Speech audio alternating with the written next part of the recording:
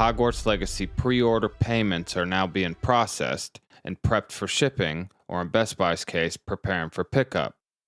The game's 72-hour early access pre-order bonus launch times have been posted via the Hogwarts Legacy Twitter channels, in which the times each player will be able to start their first playthroughs. It's causing some pushback, especially with the PC players. I'll have my take on that, and if the heat is actually warranted in the right direction. Was Hogwarts Legacy supposed to be a PC port from the beginning? And lastly, a sweet little pre-order bonus that you may not have known about, how you could still get one, and how one managed to fall in my channel's possession before it's supposed to be out in the wild. I'll be showing you everything that I have and talking through all these topics in this video, so let me get straight to it. WB and the game's developer Avalanche Software have been having this huge marketing push last minute towards new gamers and those gamers that are just now coming on board of the wizarding world of Hogwarts Legacy. And as of late, it's almost fully been marketed strictly toward the audience of the game. Kind of like from the dev teams directly to the player, so to speak. I'm literally giving them a grade of outstanding in this OWL exam. I just hope that the other studios take notice and see how well Hogwarts Legacy is selling because of this. But now with moments just before the launch of this game, YouTube has been populated with Hogwarts Legacy pre-order ads all over the place. But the 72-hour early access has caused some blowback in the community, and what system is actually getting to play that early access February 7th at 12 a.m. Now, before I start with the drama, here's some quick screenshots of mine and my wife's collector edition orders. Their payments are now being processed. I'm just showing you this now so you make sure that you double check your payment methods, because I actually had to go and accept one of my orders so that way hers didn't get canceled. Now, if you have, or if you're going to, pre-order the digital, physical deluxe, or the collector's edition, you were given that 72-hour early access as part of the pre-order bonus. You'll get to play the game 3 days before the other muggles around the world who failed to do so. But it's doing that in a bit of a technicality because of the way the base game launch times will be, and I'll get into that in a moment. If you wanted Hogwarts Legacy Collector Edition also, you would have had to have pre-ordered it back on August 2022, just because now they're harder to catch than a golden snitch. I have noticed a few times since that drop selling out around 2 a.m. EST. There's been some stock flickering in and out on GameStop, so maybe if you're paying attention, you might be able to grab one before launch. But I also would recommend that you pay attention on launch day, because some other people's orders might get canceled from what I was just explaining by not clicking accept on a payment, and you might be able to find yourself somebody else's canceled order. Now, getting back to the topic, I'm going to start right here with the Deluxe Edition, either PS5 or the Series X/S, because last gen was delayed further into 2023. That's caused confusion and irritation in of itself. I won't get into it. I just will say that they also did have a 72-hour early access period that they now won't be getting, but I digress. Right now, I'm more so focusing on the current gen physical copies and their day one early access launch times. But I'll just say for the digital deluxe edition owners, you're in the best of shape to play fast. You could pre-download the game now, whether it be Xbox or Sony, and you get the start playtime of 12 a.m. on the 7th, pending possibly that day one patch. Which leads me into the problem. Is buying a physical copy potentially problematic when early access is included, especially when buying the most expensive versions of a game? I'm generalizing here a bit, but there is a fix. It's not just specific to Hogwarts Legacy. I had the same problem with my God of War Jotunheim Collector's Edition, though it wasn't a 72-hour early access. It just sucked because I had to wait for Best Buy to open, go pick up my edition, bring it home, download it, then play it, rather than just getting a deluxe copy and playing at 12 a.m. It's just one of those you can't buy your way out of a problem. Let me get back to the topics. I'll start here with GameStop because you may still be able to get an extra pre-order bonus if you're a collector like myself.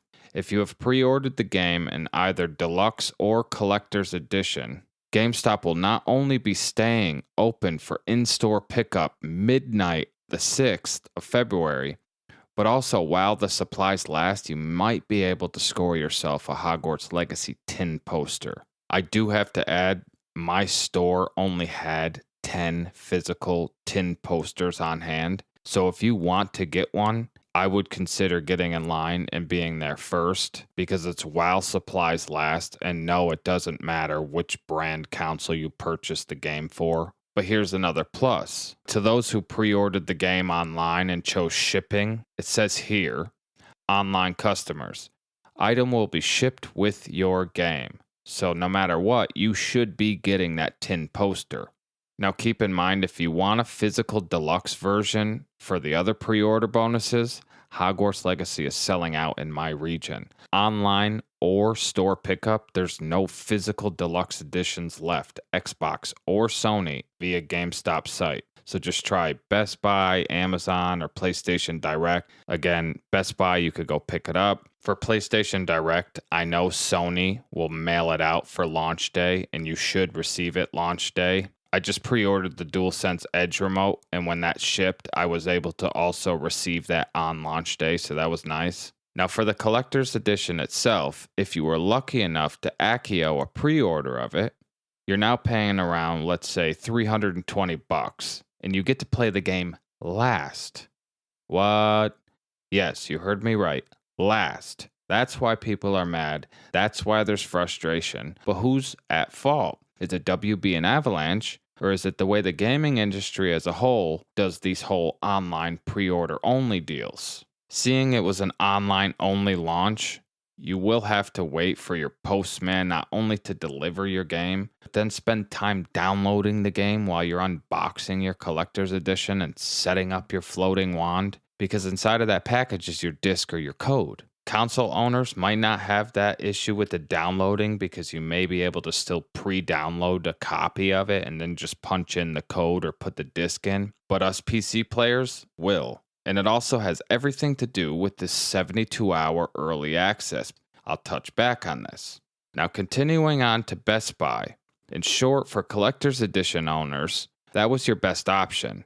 You might not have any hopes in getting that extra Hogwarts Legacy tin poster, but Best Buy was giving away a $10 Giphy instead when you pre-ordered the game off their website. But the Best Buy Deluxe Edition, you'll be able to go into the store, pick up at that store that you pre-ordered through when they open the morning of the 7th, and play that morning depending on if you pre-downloaded your game via your console. But no, that's still 10 hours behind those who picked up their game at GameStop the night previous. But for Best Buy's Collector's Edition, no tin poster, but there still is a pro. You're not waiting around for the post and worrying because the owl got lost and confused on your delivery. You'll fly in the store, sneak under your cloak, go to the restricted section, then after your payment, flaunt your collector's edition box around the store while wasting time browsing for nothing because I'm a Slytherin.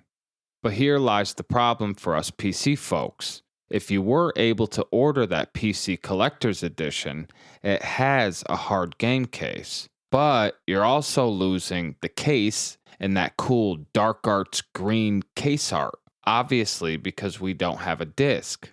Though it was $10 cheaper, was it worth us saving that $10? I don't really seem to think so. Maybe I'll find Newt and have him use his hot air charms for your tears.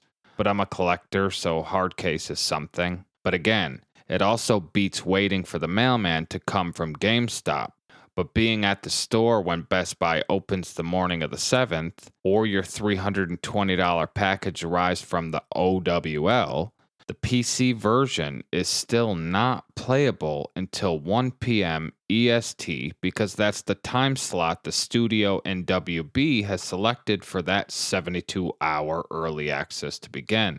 Now, it drives me up that whomping willow. It's not just that you're paying the most for the collector's edition, but you're getting to play the early access last on any system. PC gets no pre-download for an 85 gigabyte game. but you're also losing that dark arts box and box art. Now, I'm not only buying it as a collector, I've bought it in support of the studio's immense work over the past 6 years and everything they've done to try to bring us this game. But is Avalanche at fault? In short, no. PC ports and versions of games are always late on launch day. Some day one games never show up or even have PC ports in general. Then some do, but in terrible conditions that are always buggy messes. But I have this weird hunch that this game wasn't supposed to launch on PC. Let me explain. Here's a canvas I own. It was a part of a marketing campaign for Hogwarts Legacy that's still ongoing. This, along with everything else that I have from behind the scenes that maybe I'm not supposed to yet, not one of these items make mention or have PC listed as a system that the game will be able to play on. Isn't that weird? The first time I even started thinking that it was coming for PC was when they first unveiled the game, and then it popped up. Only online, though, not in any of the art that was shipped to any of the stores for marketing. Now, I'm missing the point myself. I know it's not what I'm lacking or what my collector's edition is missing. It's what Portkey Games or WB and Avalanche could have did to make it at least somewhat equal as the digital editions for us collector's edition owners. I get not everybody can buy and purchase a collector's edition, but at least give PC players a pre download option. I made mention earlier that those PC players still get that full 72-hour early access period, but it's out of a technicality. The technicality comes into play because the base game that releases February 10th also launches at, you guessed it, 1 p.m. EST. Now, I know it sounds like I'm focusing on the PC Collector's Edition. Any Collector Edition copy, you have to either wait for the mailman to show or wait for the store to go and pick up your copy. Now, WB is counting on us, the buyer, to be patient, and to which I respond, I have been very patient. I've been patient while you delayed and delayed. I've also been very patient when you even pushed back last gen, and understanding that this game is probably too massive to run well on those and might need some more polish. But could they have fixed this? Yes. Just as I stated earlier, GameStop is staying open for those who pre ordered their deluxe edition to pick up in store at midnight the 6th. They could have easily replicated that same thing for us collector's edition owners. Whether it be Hogwarts Legacy or any studio with any special copies or collector editions of any games that cost more than just the base game, they could make it just as equal as digital edition owners by doing this.